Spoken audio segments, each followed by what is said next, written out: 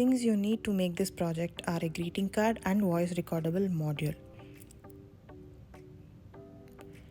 Keep a voice note ready in your system. Connect the module to your computer.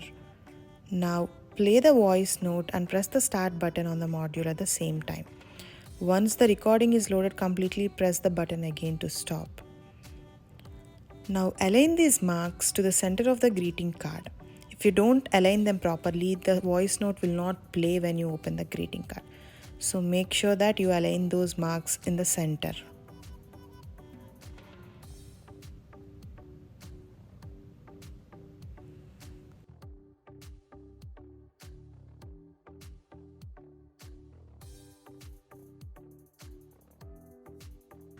Hello. It's so simple and easy, right? Record the message and let your loved ones hear it in your own voice. Let me know their reaction if you try this DIY. Thank you. Now you can cover this module with another paper and the greeting card is done.